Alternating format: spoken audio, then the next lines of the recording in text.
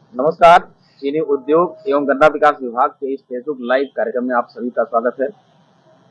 आज हम बात करेंगे बदलते तापक्रम में गन्ने की फसल की देखभाल। तापमान में गिरावट हो रही है और ऐसे में हम गन्ने की फसल की देखभाल किस प्रकार से करें, इस पे विस्तार से जानकारी देंगे वैज्ञानिक अधिकारी पादप दहकी डॉक्टर शिवपाल सिंह जी। मैं डॉक्टर साहब से अनुरोध करूंगा कि कृपया इस विषय पर जानकारी दें। डॉक्टर साहब। किसान भाइयों नमस्कार। गन्ना फसल एक वर्षीय फसल है जो लगभग बुवाई से लेकर के और उसकी कटाई तक 12 से 14 महीने लगते हैं।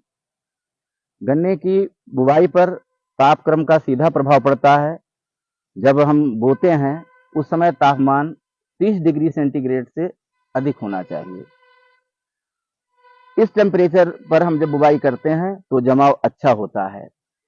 यही टेम्परेचर बसंतकालीन बुवाई में फरवरी से मार्च के मध्य में आता है और जो शरदकालीन बुवाई करते हैं उस समय सितंबर से अक्टूबर के मध्य में ये टेम्परेचर रहता है। इसी समय अगर हम बुवाई करते हैं तो जमाव अच्छा होता है। लगभग 45 दिन में गन्ने के बुवाई के बाद जमाव कंप्लीट हो जाता है और 45 से 60 दिन के बाद उसमें टिलरिंग शुरू हो जाती है। टिलरिंग जब शुरू होती है उस समय तापमान 30 डिग्री सेंटीग्रेड से अधिक रहना चाहिए। इस तापमान पर उसमें किरणों की संख्या बनती है और एक आंख से लगभग 6 से 8 किले बन जाते हैं। लेकिन जब ये तापमान 20 डिग्री से नीचे आ जाता है तो उसके टिलरिंग बनने की प्रक्रिया में रुकावट होने लगती है। और स्पेशली जो शरदकालीन गन्ना हम जब बुवाई करते हैं, ये गन्ना जब दिसंबर और जनवरी का महीना आता है, इस समय तापमान में काफी गिरावट हो जाती है। इस समय जो टिलरिंग होनी होती है तो टिलरिंग होती है, लेकिन तापमान चूंकि कम होता है इसलिए टिलरिंग स्लो होती है, धीमी पड़ जाती है। ऐसी स्थिति में हमको क्या करना चाहिए कि एक तो जो हम सिंचाई उसमें दें बहुत हल्की दें। टिलरिंग अवस्था में सबसे ज्यादा पानी की आवश्यकता भी होती है। इस समय अगर पर्याप्त नमी नहीं रहेगी तो उसमें टिलरिंग अच्छी नहीं होगी। ऐसी स्थिति में हमको हल्की सिंचाई देनी चाहिए।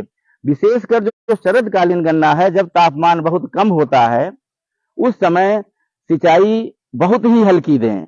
और यहाँ पर एक बात का विशेष ध्यान रखने की आवश्यकता है कि जो हम सिंचाई दें वो सिंचाई दूसरी सिंचाई कम से कम 20 से 25 दिन के अंतराल पर दें। जबकि बसंतकालीन गन्ने में अप्रैल मई के महीने में 10 से 15 दिन के अंतराल पर हम सिंचाई कर सकते हैं। लेकिन जब टेम्परेचर बहुत लो होता है, इस समय इवेपोरेशन भी बहुत कम हो जाता है। ऐसी स्थिति में हमको सिंचाई हल्की और अधिक अंतराल पर देने की आवश्यकता है, तो टिलरिंग इसमें होती रहेगी। इसके साथ ही जो गन्ना हमारा परिपक्व खड़ा हुआ है बसंतकालीन या शरदकालीन जिसकी कटाई होनी है, उस गन्ने में अगर आवश्यकता हो तो हमको उसमें हल्की सिंचाई करनी चाहिए कटाई के 20-25 दिन पहले।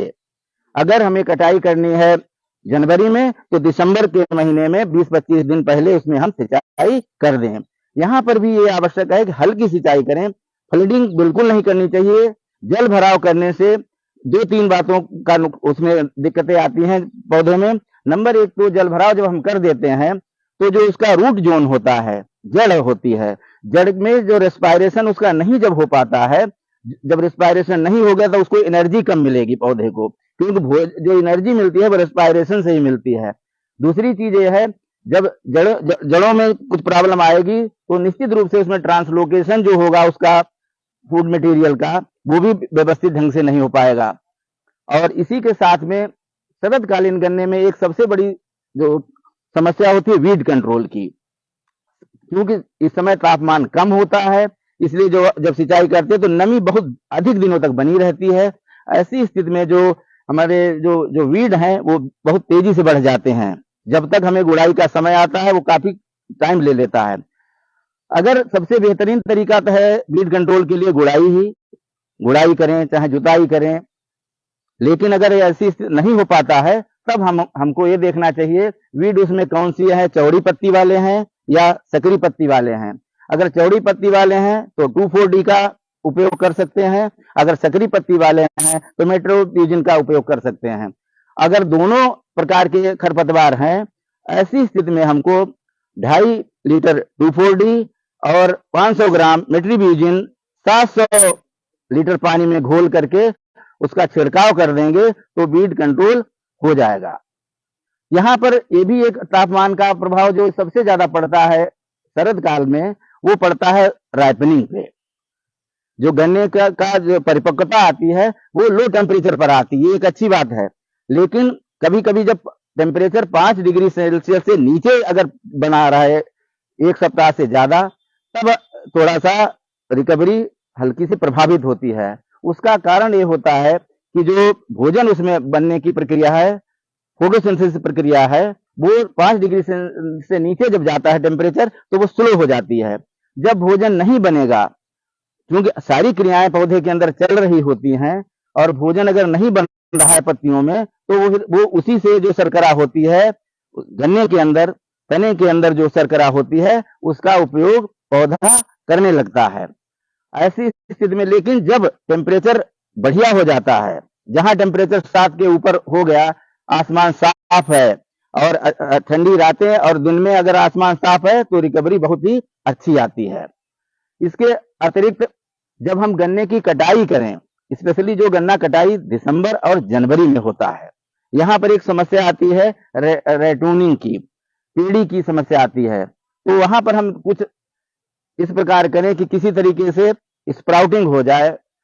स्प्राउटिंग की ही समस्या होती है कोल्ड की वजह से, क्योंकि इस समय जो कोल्ड होता है तो जो इसका आंख होती है गन्ने की, वो इनएक्टिव हो जाती है, क्योंकि उसके लिए टेम्परेचर चाहिए है।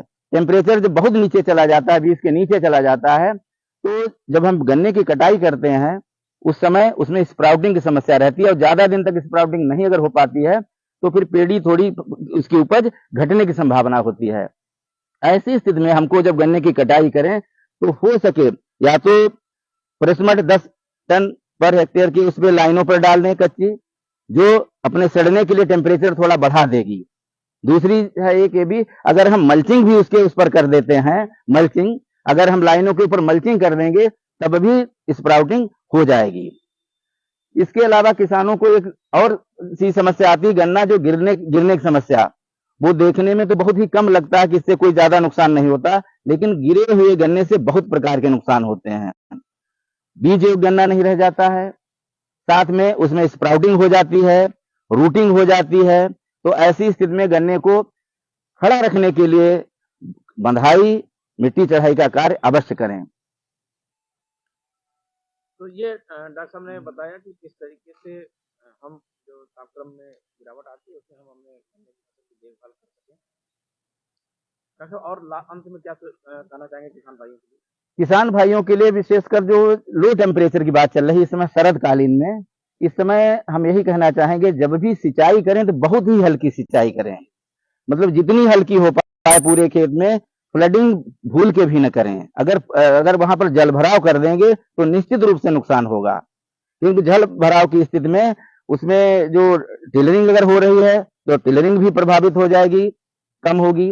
और जो गन्ना खड़ा गन्ना है, अगर इसमें भी अगर हमें सिंचाई की आवश्यकता है तो यहाँ पर भी बहुत ही हल्की सिंचाई करें, अन्यथा थोड़ा लाजिंग भी हो जाएगी अगर ज्यादा करेंगे। और साथ में जो हमने बताया कि जो जड़ें होती हैं उनका मुख्य काम होता है रेस्पायरेशन।